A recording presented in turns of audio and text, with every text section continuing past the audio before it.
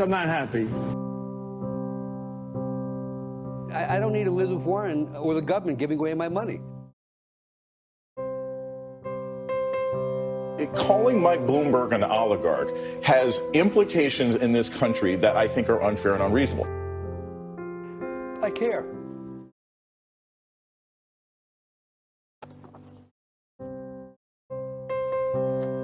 That's it.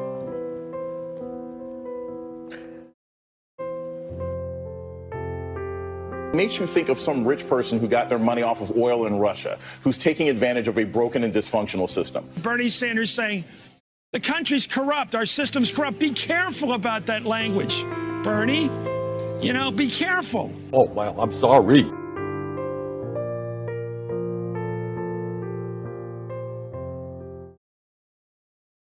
Now witness the firepower of this fully armed and operational battle station. It's like a Sharknado, except with poop. Big, massive dumps.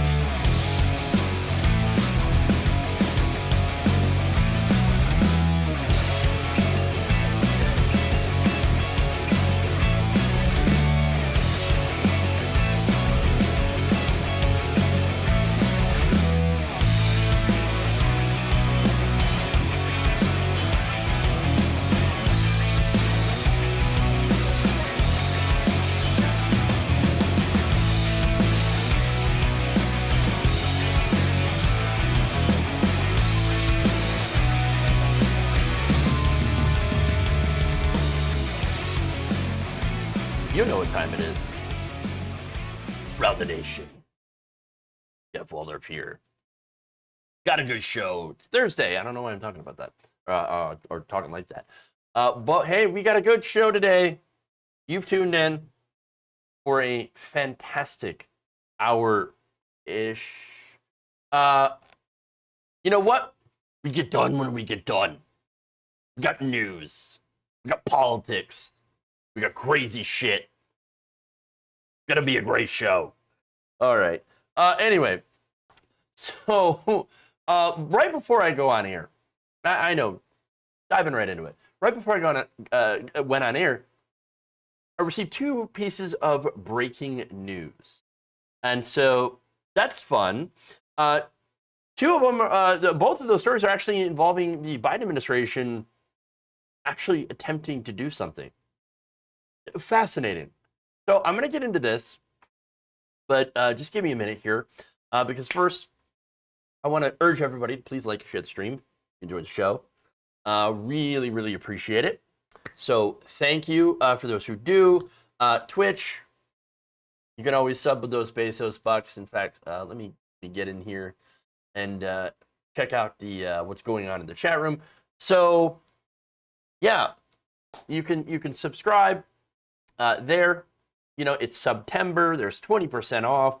So if you have like an Amazon Prime account, you can go in there and you can basically sub for free, and that's cool. So I like that. And then of course, if you don't, you can always sub at 20% off. Goes to me, helps the show, helps the stream, all that wonderful stuff. And then of course, you can also do super chats. I love to read those. And that goes to help the show as well. And so, hey, lots of different ways how you can support this show. Our Patreon as well, patreon.com/chefwaldorf. So all that wonderful stuff. And I do appreciate all the support that I get from all of you.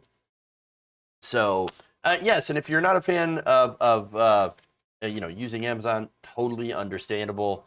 Patreon is probably the best way to go on that. I'm just keeping my options open. You know what I'm saying?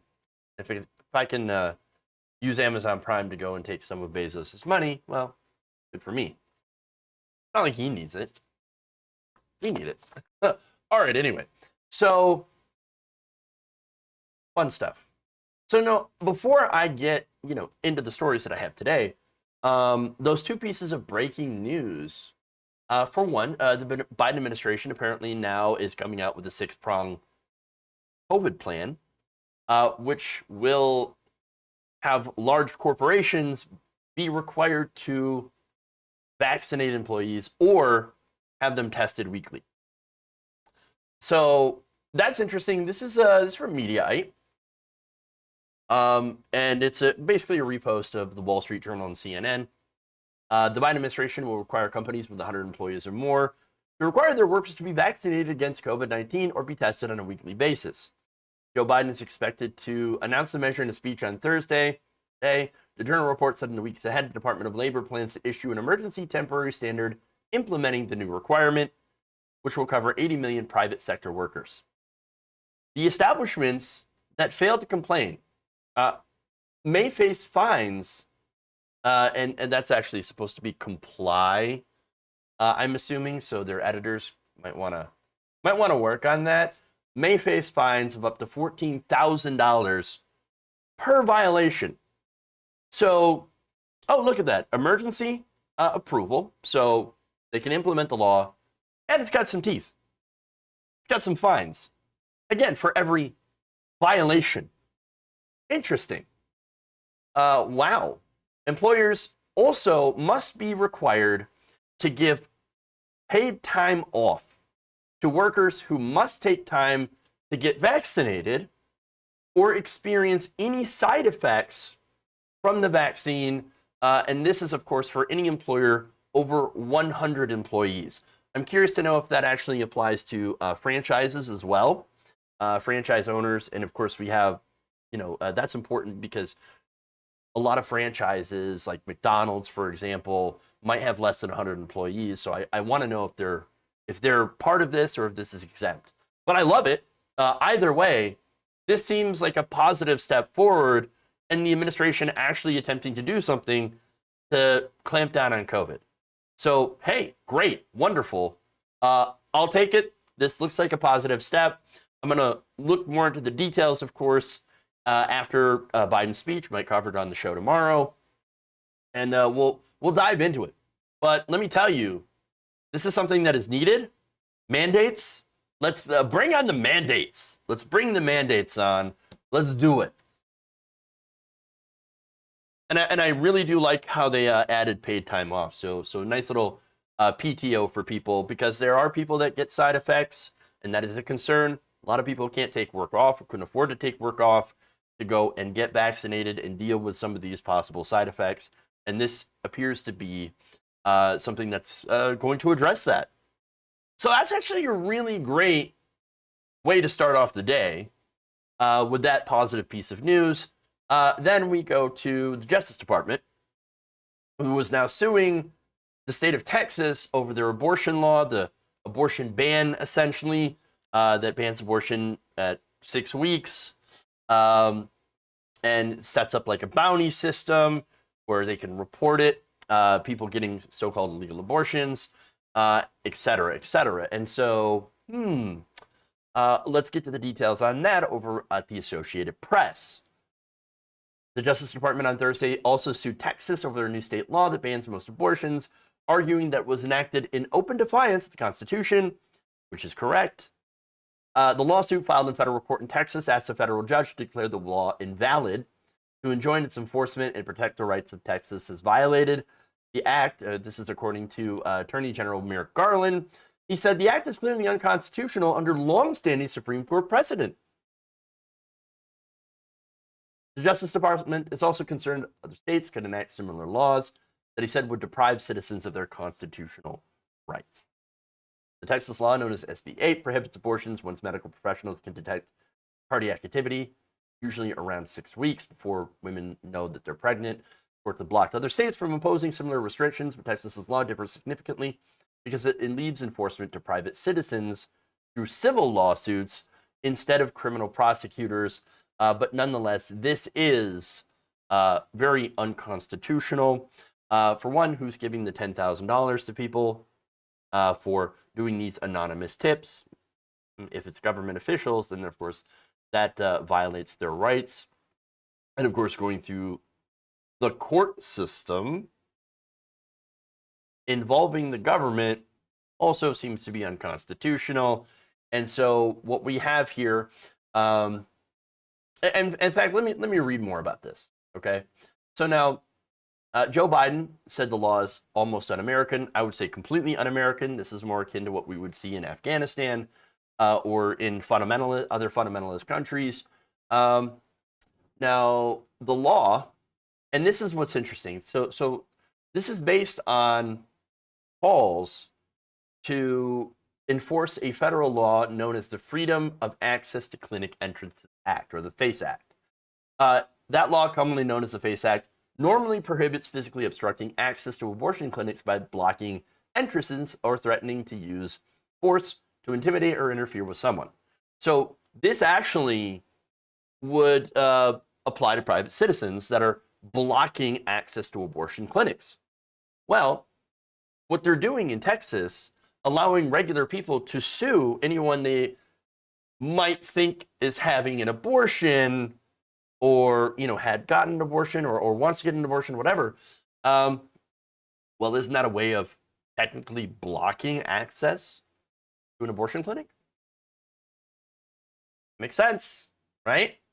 So that is an interesting tactic that they're doing, and I hope it is successful in repealing this farce, this disastrous, anti-choice act. So, I'm gonna read more into that and report how this lawsuit is progressing, and ultimately, of course, hopefully it gets to the Supreme Court, or there's some sort of injunction that's put into place, and maybe the lower federal courts to try to stop this and roll this back, and give people and women in Texas, as well as anyone with a uterus, anyone that's affected by this, trans men, people who are non-binary, etc., anyone affected by this, to give them back their reproductive freedom.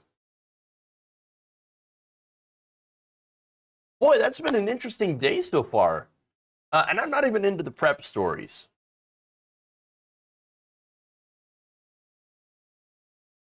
So you're pro-choice for abortion, but anti-choice for vaccines.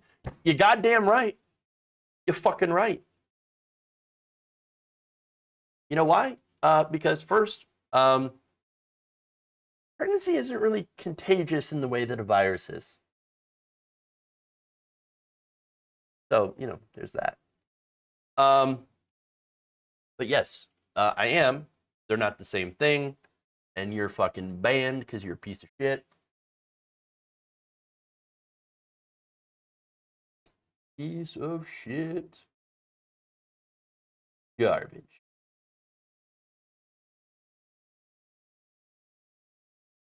Get the fuck out of here. Fucking trash. Get the fuck out of here. Didn't the Supreme Court already make their decision on this? No, Tim. They made a decision whether not to take the case up because the people that were suing this before, I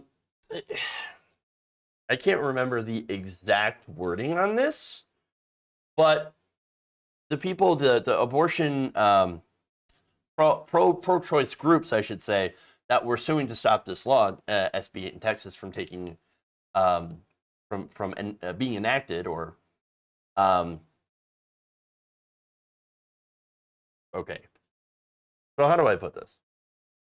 So the Supreme Court takes up declined to take up this case because the groups that were fighting against this from being enacted, they couldn't figure out if those groups had standing. You know what I'm saying? Well, not so much standing, but who they could actually sue. Since it's not actually the government, these abortion providers sued the government of Texas. But since this is not the government of Texas technically doing this is civil suits and all that. That's why the Supreme Court says that they didn't take this up. So. Well, he was the moron. So, anyway. Unable to fetch account. That's funny.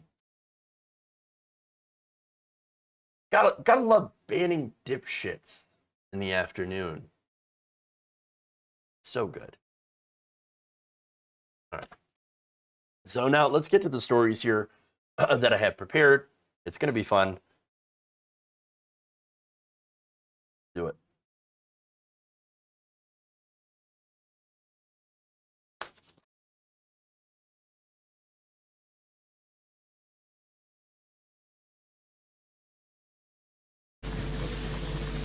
Ladies and gentlemen, we got him.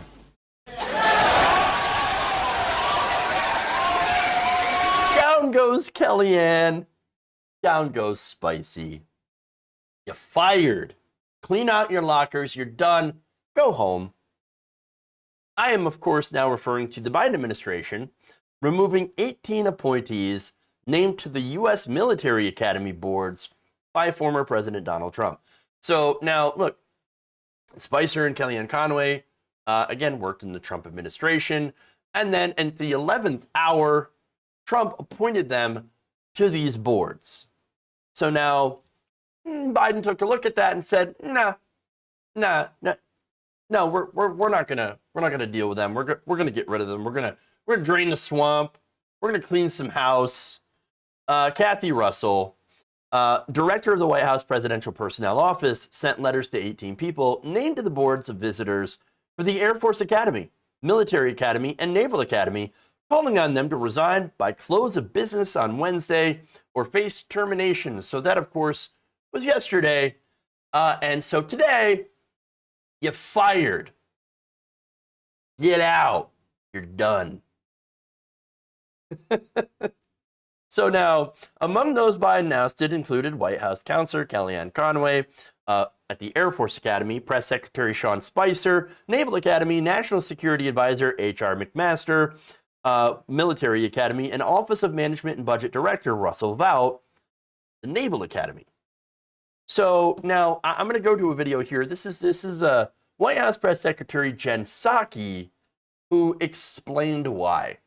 I will let others evaluate whether they think Kellyanne Conway and Sean Spicer and others were qualified or not political to serve on these boards. But the president's qualification requirements are not your party registration.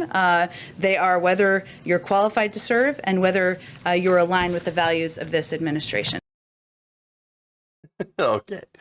So I'll let the others evaluate whether they think Kellyanne and Conway and Sean Spicer are qualified. So, look, I'm a fan of subtle digs, and that's a good one. Whether or not they're qualified, I can't make that determination. I'll just leave it to other people. And of course, a lot of other people are like, Kellyanne Conway isn't qualified to, like, be a dog catcher, much less anything else. So now, that's good shit. In light of this firing, let me just go through some of the things that Sean Spicer is known for, and Kellyanne Conway. It's a little bit of a refresher because, look, a lot of people have blocked out some of the stuff that's happened in the Trump years, especially early on when Sean Spicer was White House Communications Director. And so there's so much to go back and kind of refresh ourselves with. And we'll start out with, of course, some of his most famous moments, like Sean Spicer hiding in the bushes to avoid reporters. That's fun. He also had this weird feud with Dippin' Dots, you know, the ice cream. And, of course, the famous quote about Trump's inauguration, saying, "The largest audience to ever witness an inauguration, period, both in person and around the globe." Not true. It was not true at all. Demonstrably untrue, as people, of course, showed him photos and were like, actually, no, Obama had more. If you just do a comparison of the photos, you'll see, obviously, there are more people that were watching Obama's inauguration than Donald Trump's. And then, of course, we go to Kellyanne Conway, who is, of course, the master of alternative facts. That's where we get that. And that's when she's now, of course, reminding us of the horror of the Bowling Green massacre. Never forget Bowling Green.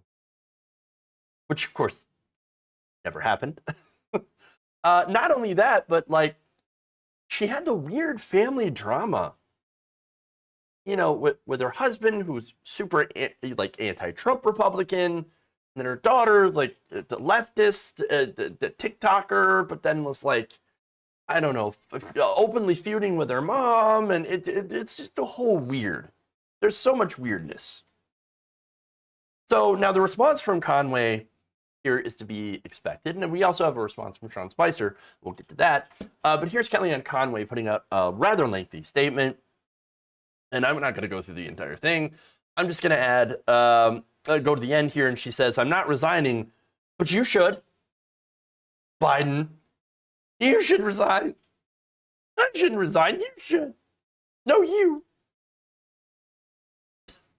And then she, of course, added that this was an effort to distract from the chaotic U.S. withdrawal from Afghanistan, a rising COVID-19 cases, and a disappointing jobs report in August. Oh, no.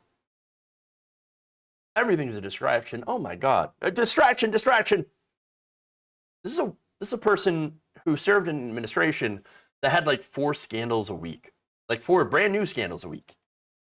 That served to, of course, to distract from the previous week's scandals. So I guess you would know about distraction. Maybe a little bit.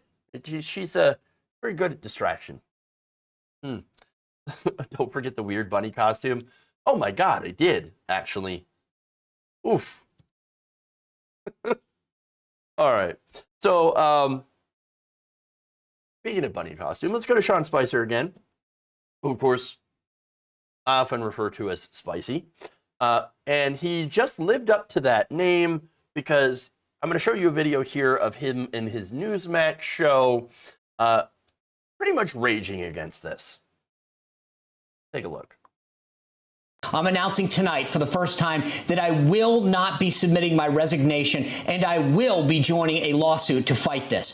The Biden administration came into office and immediately ordered a stand down and a review for all of the military academies for some unknown, still unknown reason. For almost a year, we've been unable to meet, and then we get this email today. You have to ask why. Why would they want zero oversight during a challenging period where the academies are dealing with COVID, they're navigating funding issues? I wonder why. Maybe it's because they want to inject liberal ideology like critical race theory into the curriculum, and they want to ensure there's no pushback and zero oversight. I haven't responded to Jen or reacted to her, but she crossed a line today. She chose to bring me into this. When you wear the uniform, you serve the commander-in-chief. We take an oath as officers to the Constitution, not to a party. Each of us chooses how we're going to serve this country. I won't ever question how anyone chooses to do that. I won't question how you choose to do that, Jen. But don't you dare ever minimize or question my service to this nation. You got it? These bodies have been free from politics and worked in a bipartisan way until today. This administration made them political. Okay. No, totally normal reaction. Yeah. Very calm, very subdued. Anybody else notice? It's a weird aside, but anybody else notice like the rest of his face when he's talking is completely still. It doesn't move. Like nothing. Like nothing else moved but his mouth. That's super weird.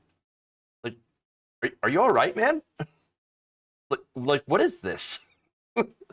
All right. Anyway, so now look, he talks about his military service, right? And that's why I deserve to be on that board. You can't fire me from that board. I should be there. I served this country.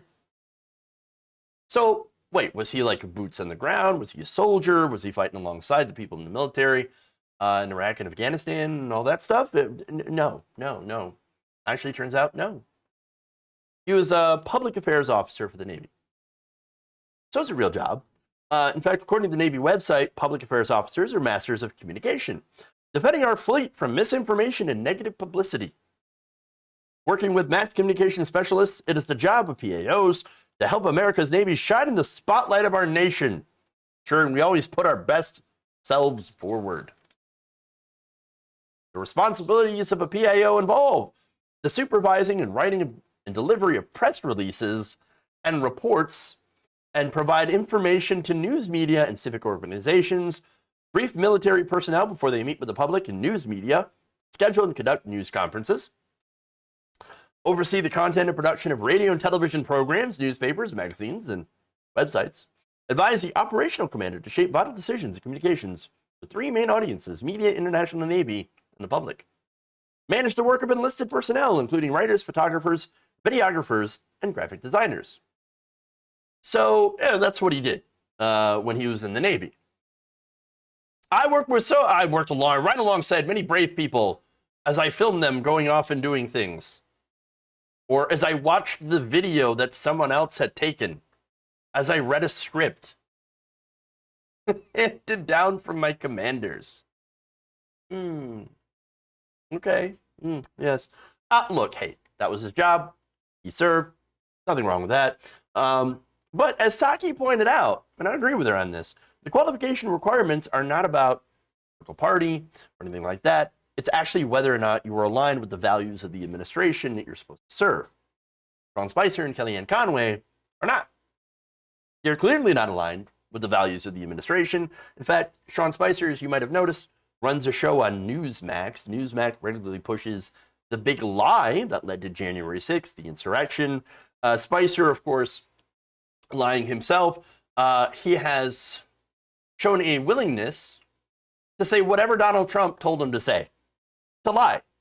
He said, I signed up to say anything Donald Trump told me to say. That's why I signed up. And this is what he told Jimmy Kimmel, quote, look, your job as press secretary is to represent, Jimmy Fallon, your job as press secretary is to represent the president's voice and to make sure that you are articulating what he believes, what his vision is on policy and on issues and on other areas that he wants to articulate. Whether or not you agree or not isn't your job. Now, look, what I've read about Sean Spicer is maybe he didn't agree with a lot of Trump positions, but it didn't matter because he was more than willing to sell his soul and lie on behalf of Donald Trump.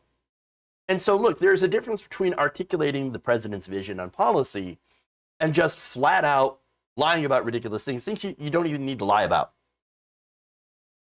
Like, for example, he went and spread Trump's lie in 2016 about 3 million fraudulent ballots. So now that's important because, again, that fed into the whole idea of, oh, the elections are rigged and the Democrats are stealing the votes and they're not counting the votes in the ballots and there's voter fraud everywhere, which again led into, the big lie and, of course, January 6th. And so, no evidence of that, no evidence of voter fraud, mass voter fraud in both 2016 and in 2020. And so what it is, Sean, is that the lying disqualifies you. The lying. You've shown that you have zero core principles, core values, and are nothing but a weak yes man for whoever orders you, whoever you work for. It's pathetic, sad.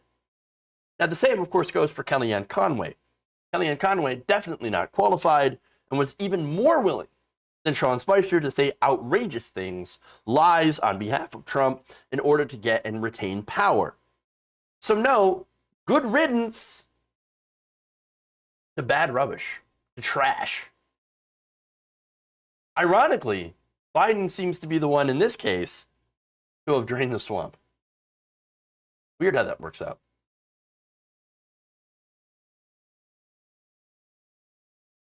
At least in this case, like I said.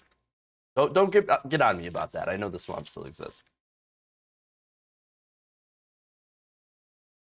All right.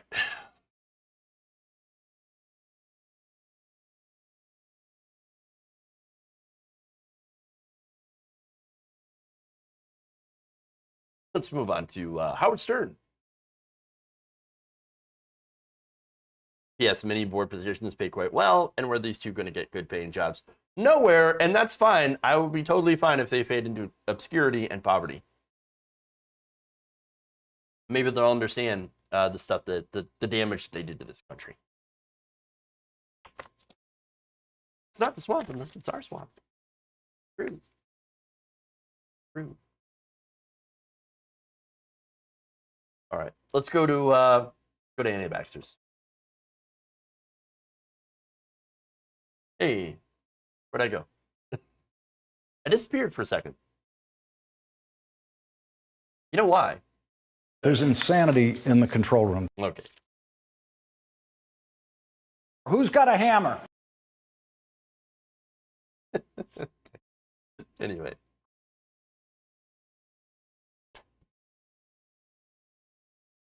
Antivaxxers are not happy with shock jock Howard Stern. On his radio program Tuesday, he went after anti-vax nut jobs and even endorsed a vaccine mandate. Take a listen. Yeah, he's dead. He no longer walks. There were 3 other guys, too. I don't have tape of all of them. And they're on the radio preaching this. I tell you what, as far as I remember, when I went to school, you had to get a measles vaccine. You had to get a mumps vaccine. You had to get, there was a ton of them you got. You still have to. In order to go to school, you have to have certain vaccines. When are we going to stop putting up with the idiots in this country and just say, it's mandatory to get vaccinated? Them, freedom. I want my freedom to live. Finally, somebody with a big platform said it. About time. About time. But yes, bring on the mandates. I am, for one, sick and tired of coddling dumb people. And understand that's what it is, too. See, all of us people who are vaccinated and who have done all the right things are now at the mercy still of a few dipshits. Okay, we're still having to wear masks because anti-vaxxers are still spreading COVID variants everywhere. And yes, it is still possible to get and spread COVID while you're vaccinated. But, and this is key, okay, you got to pay attention to the nuance, you got to pay attention to the facts, okay? And why vaccination is so important. If you get COVID and you have and you are vaccinated, you're not going to be hospitalized. You're not going to die. 97% of all COVID hospitalizations are among the unvaccinated. 99% of all deaths are among the unvaccinated. We should not, as a country, be forced to carry your asses. And that's the thing. Your decision, your freedom, so-called, affects me. If it didn't, I wouldn't care. I'm out of empathy for y'all. But it does affect me. It does affect our families. It does affect our communities. And Stern, of course, goes into how it affects people. He said, the other thing I hate is that all these people with COVID who won't get vaccinated are in the hospitals clogging it up. So, like, if you have a heart attack or any kind of problem, you can't even get into the ER. And I'm really of mind to say, look, if you didn't get vaccinated and you got COVID, you don't get into a hospital. Go fuck yourself, he said. You had the cure and you wouldn't take it. So, all right. He's right, generally. Now, let me just correct him because, you know, I care about facts. The vaccine isn't a cure, it's prevention. And that's what the vaccine's supposed to do. It's supposed to prevent you from either getting COVID-19 or developing severe illness and hospitalization from COVID-19. And so that's the goal, to make sure that people don't get so sick if they do happen to have a breakthrough case, which happens. It is rare. I think approximately 1 out of 5,000 people who are vaccinated do develop symptoms of, you know, just to show you where the numbers are at. This is according to some recent studies that come out. But it's to prevent people from getting so sick that they clog up the hospitals. That's why we should have mass vaccination. That's why we should have mandates. So he's right, and that all of these people, they chose not to get it, and oh, look at that, they're dying. Weird. Oh, weird how that works out. Now, he mentioned all the conservative radio hosts who wrote about not getting the vaccine, and a lot of them are dead. Well, again, weird how that works. It's almost as if they, you know, tempted fate by not doing the things that they're supposed to be doing to protect themselves and their family and the people around them, and then they died. Weird. Weird. And look, these people had big platforms. They told their listeners all the reasons that they said to not get the vaccines, put out massive disinformation. And again, now because of that, we do have the Delta variant. We have the Mu variant now that's in Florida that has just been detected. And so as a result, we have clogged hospitals and continue to have to deal with COVID-19 for far longer than any of us ever wanted to. And trust me, nobody ever wanted to have to deal with this. So yes, 100% with Howard Stern on the solution, bring in the mandates already. It's time. It's time. So now, there's one person, well, there's a lot of people that aren't happy about this, but one person who's pretty prominent on social media is Tim Pool.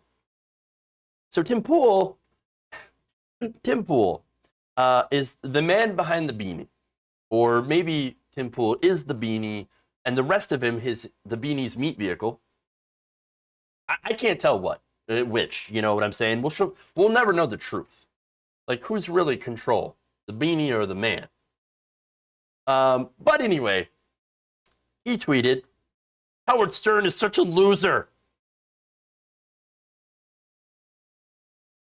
Oh, well, that's your response. Yeah, what a loser. So no factual information, no rebuttal of the points, no anything, no argument, just ad hominem. Smart, big brain take. In fact, I got another big brain take from him. He followed it up by saying, about an hour later, so it took him an hour to come up with this, every year, 659,041 people die from heart disease in the U.S. We need to shut everything down, restrict people's access to unhealthy foods that may contribute to heart disease, and put everyone on heart medication, especially children. We must ban smoking, ban obesity, ban unhealthy food, force people to exercise, and require medical screenings, checkpoints, and heart medication. Black men are disproportionately affected by heart disease, so the issue is systemically racist too. So, all right.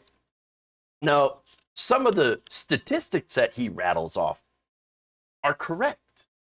Yes, heart disease is a major issue. In fact, before COVID-19 was the #1 cause of death early in the pandemic, well, you know, heart disease was, I think, the #1. Now, there's a critical difference, though, between COVID-19 and heart disease. For one, heart disease is not infectious. You can infect someone else with heart disease. It's not a contagious virus, all right? And for me, like, all right, look, I don't really give a fuck if you sit at a Denny's and eat like 20 burgers in one sitting. Hell, pop open a jug of lard while you're at it and just go. Yeah. America, lard. Side of bacon. God bless. It's America. Fuck yeah. But, and here's the thing. If you do that, well, for one, it's going to affect you. You are probably going to get heart disease, if not from a heart attack, but it doesn't affect me. You getting a heart attack in the middle of a Denny's does not affect me. And here's an added bonus, right? An added fact. Hospitals were never jam-packed with heart disease patients, unlike what's going on with COVID-19 right now. So such a baby-brained, just stupid take. Probably the worst. And this guy has millions of subscribers. How? How, when you have such dumb, uninformed, stupid-ass takes? Again, like, this is piss brain shit. Like, the guy's got nothing in there but the beanie. There's a beanie inside the beanie. It's beanieception in this guy's head. He's so fucking dumb. Jesus Christ. But, all right. More. Okay. So, like I said, to kind of expand on this analogy, I can't get heart disease if somebody sits next to me and eats steak at the restaurant, okay? But if they're not vaccinated, guess what? You can still get COVID. I'm vaccinated. I have a much lower risk of getting the virus, even lower risk of serious illness and death. But right now, there are still immunocompromised people who, yes, are even vaccinated, but still, it's not as effective in compromised people. No, they're still more protected than they were if they didn't have the vaccine, but they're still also vulnerable. And you have kids under 12 that are also vulnerable. Right now, the trials for children, the safety of children taking the vaccine, is still ongoing, and so it's not approved for them yet. So now, even if I do get sick or get coronavirus, or even if it's like I'm exposed to it and I am asymptomatic, which does happen in certain people, that it's really kind of a crapshoot, or like a rolling the dice on this one, whether or not you're going to get terrible consequences of that, because we've seen supposedly healthy young people in their 30s get coronavirus really, really badly and even die as a result of complications or be intubated and things like that. So it is dangerous, right? And so, again, that's why you take the vaccine. Now, the odds are low, but I still have a small chance, even being asymptomatic, of spreading COVID-19. Again, much, much lower than if I was unvaccinated. So understand that there is nuance in this, and you have to have a little bit of an understanding of, okay, how these things work, and, small chances versus large chances, and the percentages and things like that. Okay? So now, if that same person, instead of me being there and being vaccinated, say somebody else was there and they're not vaccinated, and they're in restaurants with other unvaccinated people, and they've got COVID. Well, as a result of that, there's going to be more COVID-19 infections. Why? Because there's a higher chance of spreading it, obviously, higher chance of people getting ill, and much higher chance of those people being hospitalized for that illness, or even dying, which again gets to Stern's point. And so that's why I agree with him. You got to have the mandates. So now Tim Pool, I said he's a piss brain. I kind of take that back, because he's not dumb. He acts dumb, and there's a point to his acting. He's a grifter of the highest magnitude. So, of course, what he does is that he jumps into the headlines. He even trended on Twitter today.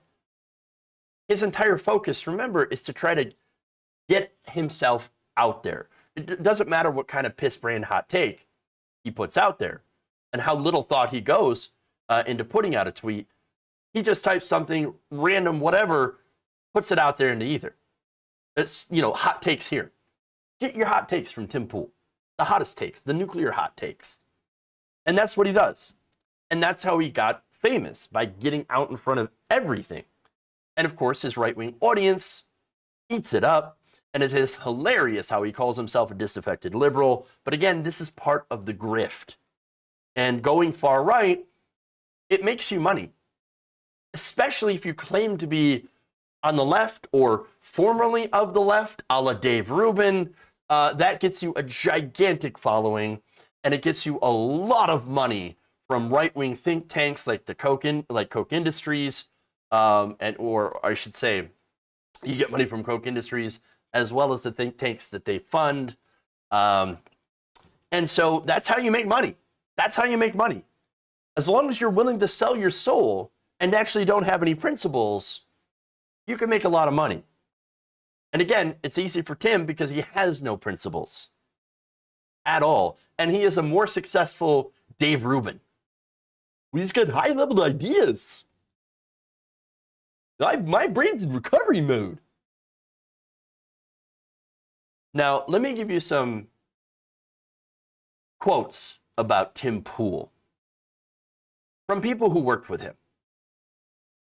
Coward, phony, a joke, staggeringly arrogant, totally full of shit, not smart, and a bumbling doofus.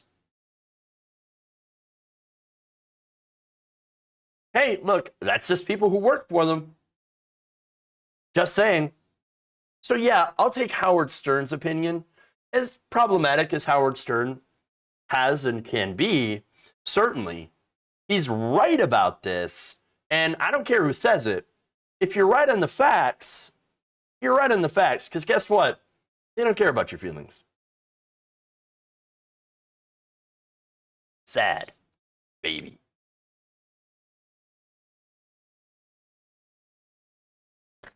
All right, speaking of sad babies. You'll love this next story. You probably may have heard it before, but it's time to get my take on this.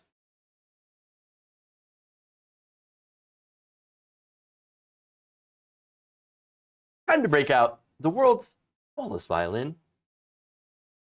Because neo-Nazi organizer Richard Spencer is not having a good day. In fact, he's having a bad day, a very bad week, perhaps even a bad year. Hasn't been his day, his week, his month, or even his year. But no one's there for him. So now, this is according to a New York Times article published last week. Spencer not doing so well in his hometown of Whitefish. Now, this is in Montana, and they say, these are leaders in Whitefish, Mr. Spencer once ran his National Policy Institute from his mother's $3 million summer house, is now an outcast in this resort town in the Rocky Mountains, unable to get a table at many of its restaurants. The organization dissolved. Meanwhile, his wife has divorced him, and he is facing trial next month for Charlottesville, Virginia, over his role in the deadly 2017 neo-Nazi march, but says he cannot afford a lawyer. Aww. That's rough, buddy. Sad. So now, the Times details how Spencer and his former wife had gotten into dispute with a real estate agent named Tanya Gersh. This is regarding a commercial property in downtown Whitefish owned by Spencer's mother, Sherry Spencer, publishing a media post falsely using Sherry Spencer's name in December 2016, accusing Gersh of attempting to blackmail Sherry Spencer into selling the property. The result, of course, of those accusations, which were not true, were horrifying for Gersh. As a result of all this, she got harassment and threats. Andrew Anglin, the founder of the neo-Nazi website Daily Stormer, had launched an anti-Semitic hate campaign against her that included doxing her personal information. Anglin's readers sent Gersh hundreds of calls, text messages, and emails, even Christmas cards with threatening messages. Now, of course, she might be Jewish. And they also targeted other Whitefish residents who were Jewish or whom they just thought had Jewish-sounding names. So, not a surprise. It's the Daily Stormer. Of course. So now the town was not thrilled with the antics of Mr. Spencer and all the disgusting hatred aimed towards Gersh, as well as the local Jewish community, which stepped up to do some counter hate rallies, which is great. For one, they supplied thousands of paper menorahs that people put up in their windows of the residents' home over the Hanukkah season, which is nice. And an anti-hate rally drew 600 attendees, even in the 0-degree weather. And another community unity and appreciation event organized by Rabbi Francine Green Roston of the Glacier Jewish Community B'nai Shalom congregation served 350 people matzo ball soup. I've never had that. In response, Anglin's followers said, "Oh yeah, we're going to do a counter rally in Whitefish. We're going to do it on MLK Day 2017. You know how many people showed up? 0. None. Nobody showed up. Oh, sad. Oh, so these little keyboard warriors were too afraid to actually show their faces in public. They're so tough in their little anonymous message boards, aren't they? When they're doxing people and spreading just vile, disgusting hatred. And that is until, of course, they face the consequences of their behavior. Gersh actually ended up filing a lawsuit against Anglin for invasion of privacy, intentional infliction of emotional distress, and violations of Montana's Anti-Intimidation Act. She ended up winning $14 million in damages. Gersh's attorneys have been searching for Anglin and any assets he may have to pay the damage. And Anglin and Spencer are also among several named defendants in a lawsuit filed by victims and counter-protesters at the Unite the Right rally in Charlottesville, where a neo-Nazi drove his car into a crowd, killing, of course, Heather Heyer and injuring 19 others. Oh, it gets better. So now, I mentioned Spencer doesn't have an attorney anymore. Why? Well, because he hasn't gotten paid. He withdrew from the case last year because no money. Oh no, Spencer ain't got the monies. He got the monies. Sad. Spencer also complained that being deplatformed off Twitter because, he was kicked off for hatred in 2016, made it hard for him to raise money and has been representing himself since then. It's funny. Like, that little tidbit right there is actually one of the best cases for deplatforming Nazis I've ever seen.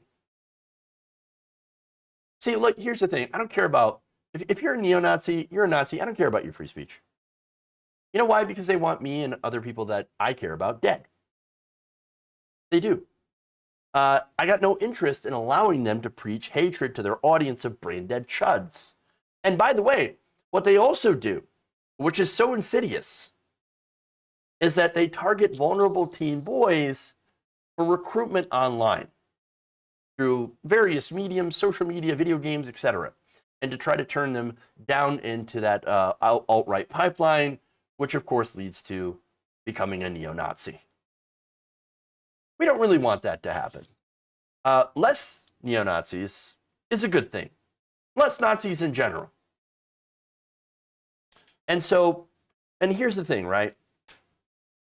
These people like Spencer, that's what they are, is just emotionally damaged children. Oh, it's the feminism, it's the SJWs, it's the black people, it's the Jewish people. It's why I can't get ahead. It's always someone else's fault. No, it's not, because you're a loser. You're a sad little boy. That's what Richard Spencer is. And Whitefish residents have been making their feelings quite clear about Spencer. Whenever he shows up, wants to go to a local restaurant, he gets booed. Chased out the door. Why? Well, because nobody wants to deal with that kind of asshole. And I think that's fantastic. So Roston told the Times, quote, Richard Spencer wanted this to be a happy vacation place where he could play and have fun, and people would just live and let live. Then he started suffering social consequences for his hatred. And you know what? I'm 100% okay with neo-Nazis suffering personal consequences for their actions and their ideology. It's delicious. I love it. I love to see life punching bad people in the face. Not literally, of course. I'm against violence. I don't condone violence. I'm against violence. I mean this, of course, in a metaphorical sense. But while I'm watching this, I'm here sipping my milkshake. I'm eating my soup, the soup from a family. And I'm going to laugh my ass off. And I think any proud, real American is hopefully doing the same at this lowlife's fall from prominence and grace. Good fucking riddance.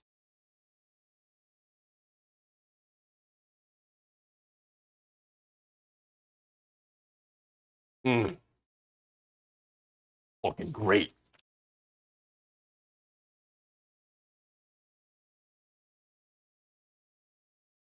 All right. Moving on. One more story here, and it's a doozy.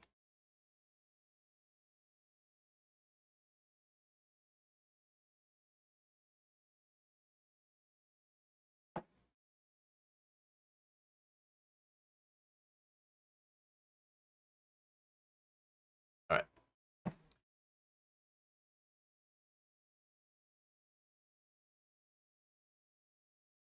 If you were on Instagram during the 2020 election, you might have noticed some influencers that were posting pro-Trump, pro-MAGA conspiracy theories, etc., right? So now, the thought is, okay, these are chuds, this is organic. You certainly wouldn't believe that there were big money funders behind these social media posts, right? Again, you'd think, well, they're just chuds online. Of course, they're going to peddle this stuff for free. No, it turns out not so much. According to a new investigation, that finds that unsurprisingly, many of these big accounts are, funded and boosted by not only powerful organizations, but former members of Donald Trump's administration. HuffPost Jesselyn Cook writes this, quote, "A network of right-wing meme accounts run by teenage boys and young men have erupted into an advertising powerhouse reaching millions. These memers, who regularly post far-right conspiracy theories, anti-vax propaganda, and other incendiary clickbait, first caught the attention of obscure brands selling cheap MAGA merch, who started paying them to display ads to their rapidly growing conservative audiences." So again, these are people who might have been conservative, whatever, or maybe even not, because it's not always the case that somebody who's conservative starts posting on these sites because they see the conservative audience is kind of a cash cow. So now, little did they know that their efforts, again, they were getting paid for running these ads. Members of Donald Trump's inner circle would catch on and then start paying them even more. Since the 2020 election, these influencers have quietly collected payments to run ads for the Trump campaign's election defense fund. Former senior Trump aide Jason Miller's new social network Gitter, and Mike Pillow's betting company, MyPillow, and as recently as a few weeks ago, the National Republican Senatorial Committee. So these are people that are paying these influencers to basically boost Republicans. All right, well, there you go. So now, in a few cases, the memers have included high schoolers as young as 14.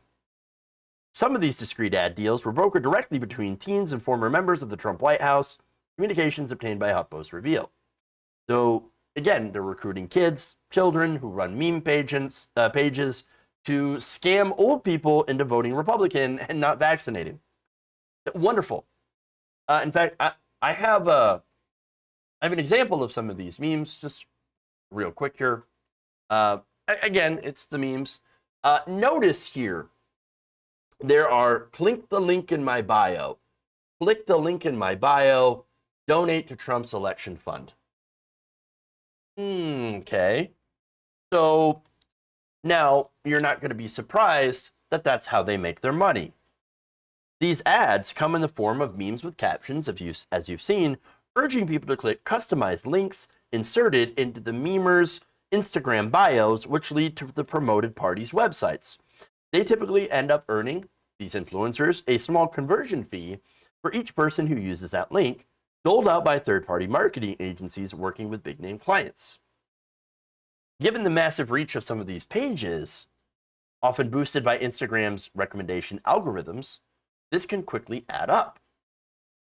For example, the recent Getter ad campaign, memers earned 85 cents per conversion, with a cap of 25,000 conversions. Now, if you're online, you can rack up 25,000 views pretty easily. You can rack up 100,000 views, 200,000 views, 1 million views. If a quarter of 100,000 views clicks on that,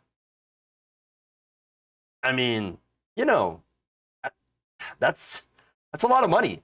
In fact, 25,000 conversions is about $21,000.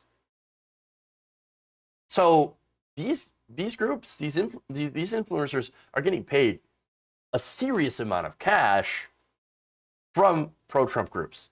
Now, understand that this money does not exist on the left. Not on the actual left. Yes, there are Democrats that have done this. Michael Bloomberg was another example of him trying to pay influencers. But other than that, other than the corporate Democrats, this money does not exist on the left. So it is very, very lucrative for someone to sell out to the right wing. They got all the money. So now these pages are serious income streams. In fact, at least one team is planning a tropical vacation with his money. Others are saving or investing theirs. And so, they're setting themselves up pretty nicely on sharing damaging, destructive memes and posts. Wonderful. So now you might be thinking, Well, okay, well, look, good for them. Capitalism, right? It's capitalism, baby. Well, again, as I mentioned, they spread harmful disinformation, money, anti-vax stuff to encourage people not to get vaccinated, not to wear masks, and of course to spread the big lie about the election in 2020. And so this is a problem.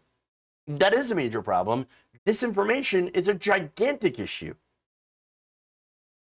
And so now you might think, look, okay, isn't there something that they can actually do about this? Well, unfortunately, as HuffPost explains, it's kind of a Wild West online. The services that they provide, these memers do, are highly valuable, and they fostered relationships with huge niche communities and can launch hushed influence campaigns that are free from oversight and transparency. Now, there are mandates that are enforced through regulated advertising channels that they're able to skip. So just, they bypass it, and so there's no transparency.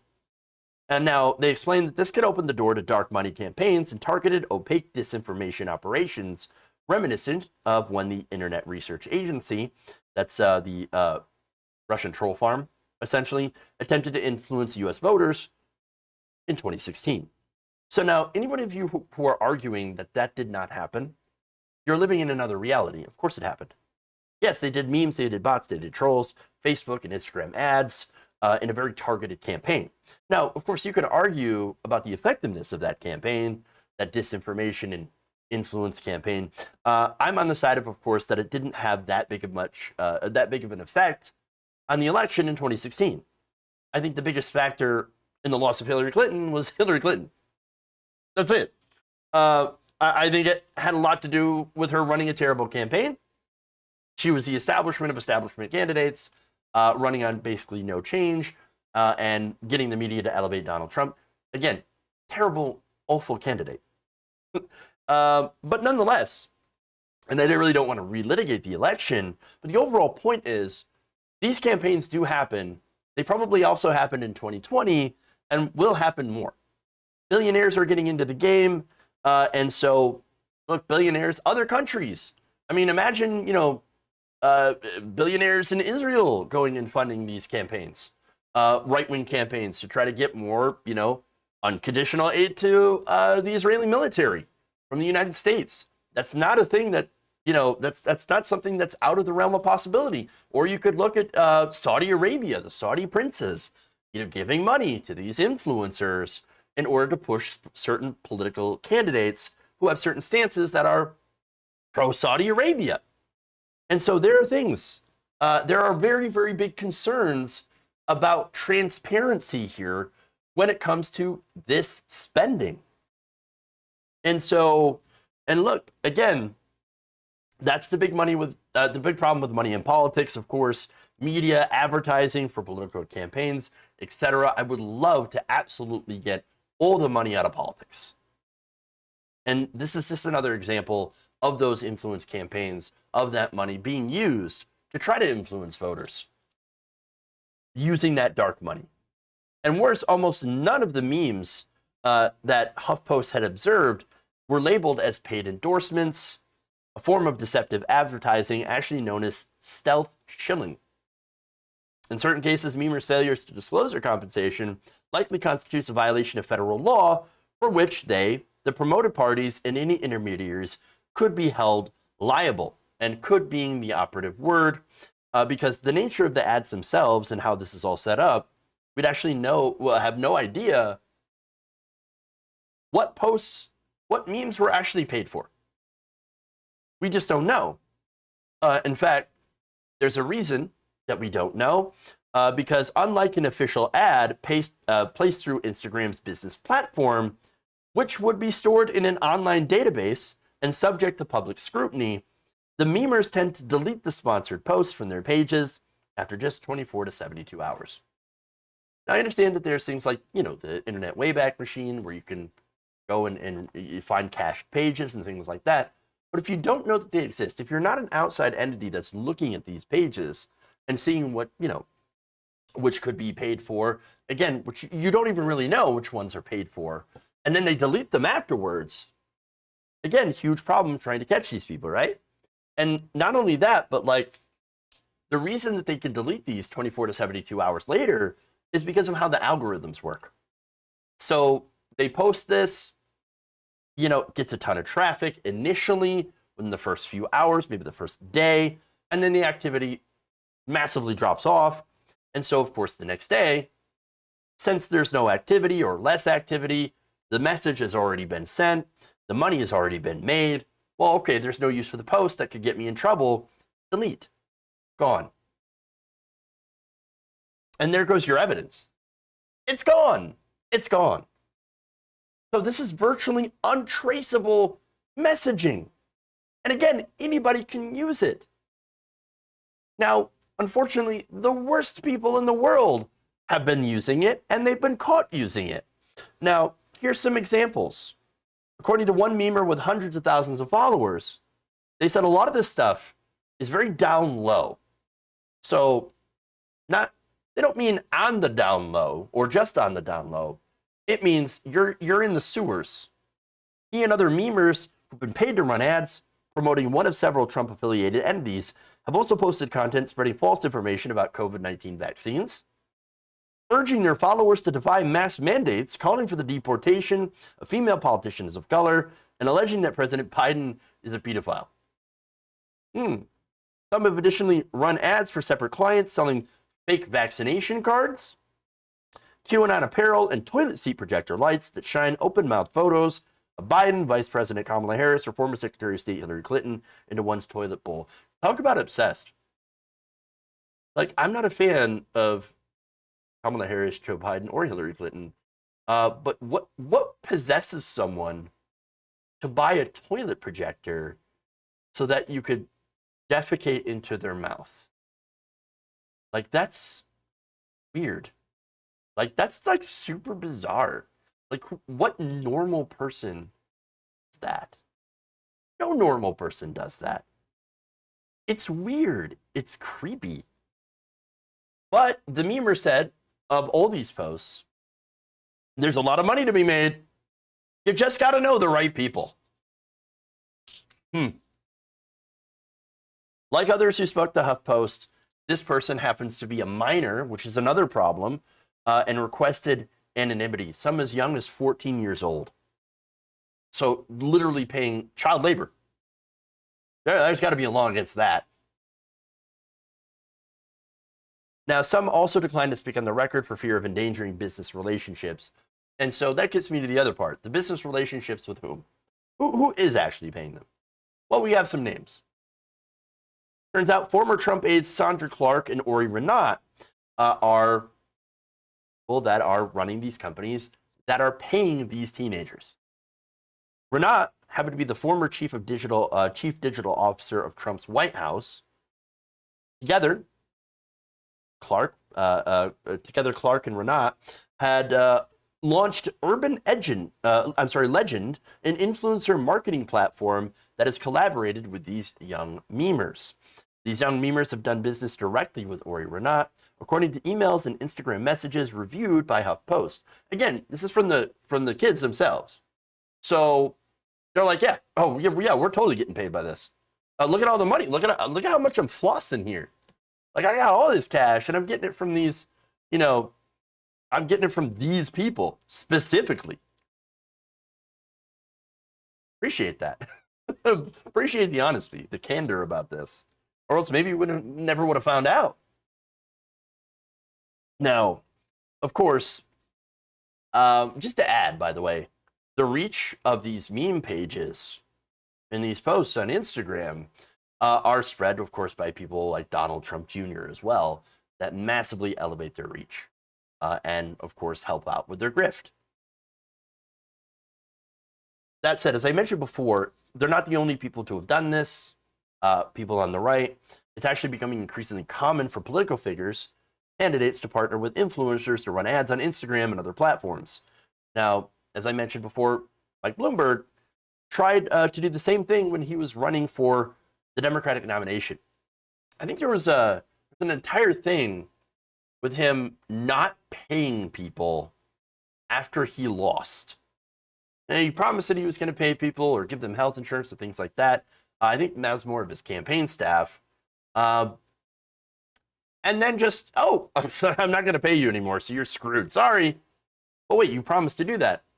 Yeah, but I'm Michael frickin' Bloomberg, and I don't really give a damn because I'm super, super rich, and you're not, and you actually believe me. Oh, suckers. I can't believe you'd work for me. Suckers. But again, so now here's the thing about this entire phenomenon of paying influencers. Look, I think transparency is one major point, right? So obviously the least that we can ask for is to know who bought off these influencers, have some sort of transparency. Okay, so hey, look, at least you know, hey, this person's been bought off. All right, hey, at least we know. Now, it's still pretty messed up, but at least you know, right? Now, here's the other thing, by the way. This is also against Instagram's policies, and it's also illegal. Stealth shilling happens to be a violation of the FTC's poorly enforced ad transparency laws, which apply to the sale of goods and services with legal requirements for online political ads, which fall under the FEC's domain, are narrow and outdated. Unlike FTC regulations, which address influencer marketing in detail, the FEC rules in this realm haven't been updated since 2006, years before Instagram and many other influencer-populated platforms even existed. So massively outdated. The FEC stipulates that public communication made by a political committee must display a disclaimer, and that disclaimers must also appear in political committees' internet websites that are available to the general public. That's, of course, whenever you see a political ad paid for by such and such, on behalf of such and such, right? And so, but these influencers, though, they don't have to disclose that because the rules are not defined. They need to be updated. So even though it is seemingly against the law, the rules haven't been updated, nor are they ever enforced, or rarely enforced, especially against these big groups. So obviously that needs to change. We don't need just, to update the laws, but we also need to actually have some enforcement of these laws. And I think that's unfortunately unlikely to happen because the very people and groups doing this, of course, a ton of money. They have armies of lawyers. They have lobbyists. That's why ultimately, before we can even begin to solve this problem, we've got to get money out of politics. I mean, that should be the general goal anyway of what we need to do. Because it's obvious that this is a corruption problem. Other than that, all I can say is just consider, if you watch somebody online, if you watch an influencer on Instagram, just know that somebody might be able to buy off your favorite influencer. And to be wary. Take the things that they post with a grain of salt. Especially if they're huge, and especially if they're posting right-wing memes. Because, at the end of the day, you never really know. Be careful. All right.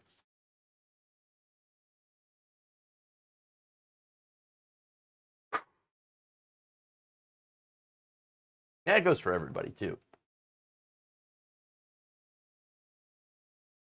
Don't click on, don't care for people who have clicked the link in the bio. Yeah, I know, right? Laws don't apply to the rich and well-connected. True. Very true. All right. So let me go and read a couple of super chats before I head out of the door. The metaphorical door. I mean, there is a door. Not on camera, obviously. What a weird aside. But let me pull this up here and thank some people who have given very kindly. Now know that I am your debt and will do whatever you want. Say whatever you want. Jeff will say whatever you put in the prompter. That's another. Okay. So Cancer removal on Monday. Enjoyed your show. Karma's a share. Says Ronnie Lama Richardson. Thank you. You take care as well. Glad everything is going well. Elwell says, I watched Lord of the Rings Fellowship of the Ring at IMAX last Sunday. First time watching the movie. It's awesome. Oh, look at that. Elwell. Welcome to Middle Earth. A little late, but welcome to the party. It's actually one of our, my wife and I, we love that movie. We love the whole, the trilogy. So fun times. Monty Darno, thank you. Always a great show. Fantastic host and wonderful chat community. Support. Thank you so much. I really appreciate it. Have you considered selling out with Dave Rubin? You could make a lot of money. I know my brain has to go into recovery mode because of all these high-level selling out ideas. Wow. Yeah, but I'm not, first of all, I'm not gay. So, they're not going to pay me more for that because I'm not a minority. I'm not gay or LGBT IA plus in any, in any way. So what are they going to offer me, right? No, you get a premium if you're one of those groups, you're a member of one of those groups. Yeah, they're going to give you so much money. But for like straight cis white guy, there's a billion of those. Literally online. I mean, so like you can't walk around the right wing without running into a cis white straight male. So, But no, I'd never sell out because I couldn't live with myself. Honestly. It would be horrifying to do, because like I do this to get out of a job that I hated. You know what I'm saying? To do something I actually love to do, and that's inform people and try to help people, and do the best that I can at giving my perspective and try to, not only share that perspective, entertain people while I do it, and hopefully make somebody, a little bit smarter and push them towards progressivism, push them towards the left. And that's what I want to do. And I'm glad that I can do it. I could never do something that, that goes against my principles like that. So you'll never see me go over to the Dave Rubin, to go that route. Because I think it's just gross, disgusting, and no, you'll never see it happen. Ever. Nope, I'm gonna be here slaving away on the left with not that much money, and that's okay, because it's never been the goal to make a bunch of money. The goal, of course, is to make a better country. All right. Let's see. Trevor Watson says, I'm looking forward to many years of you in the nation. Thank you for all the good work you do. Well, thank you, Trevor. I really appreciate that. Let's see. Belky Hernandez, hello to you too. Thank you for the very kind $5. Much appreciated. And Dragonheart, thank you for the $5. I love your show. Appreciate that. Depressed Progressive with the very kind $5. Say, Jeff, thanks for sharing and informing all of us. Thank you. Thank you. I appreciate it. I appreciate all the kindness from you all. Is, again, part of the reason that I'm able to do this is because of you. A massive part is because of all of you. So thank you so much. All right. Thank you for all the new follows, by the way, on our Twitch channel, twitch.tv/Jeff_Waldorf. Thank you for that. And thank you again for all the very, very kind super chats and shares and likes, and just for your viewership. So I really appreciate that. And I appreciate you all, and I appreciate the mods, especially keeping our chat rooms nice and clear of chuds. I appreciate your work as well. Thank you so much for doing so. Mods, everybody give a hand, a round of applause to the mods in the chat room. I do appreciate you all. Thank you so much. All right. That said, let's we're gonna raid into another channel here. Let's see what we've got going on. Actually, you know, let's raid into reactions with Ravana. She is based and does a fantastic, fun show. And she is doing a segment called Fake News. So lots of fun. We're going to do that. Please join me in that raid for her channel and support her show. All right. That said, thank you all. I love you. And remember, change begins with you. Good night, nation. See you tomorrow.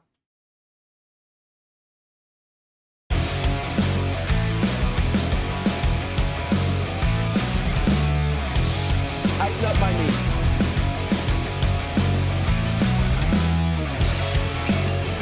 I like my knee tight.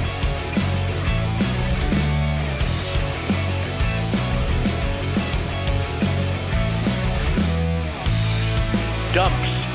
Big, massive dumps.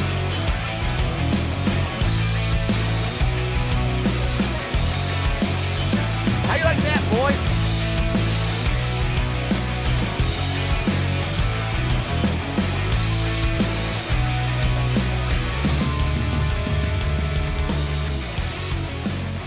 Please clap. You're kicking me out the door. You're kicking me out the door.